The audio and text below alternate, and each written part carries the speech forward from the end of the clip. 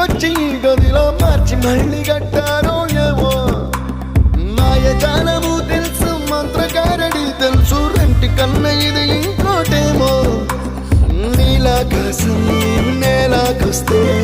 ఇట్టాగే ఉంటాదో ఏమో ఈ సంతోషం దాచాలంటే హృదయాలు ఓ వంద కావాలి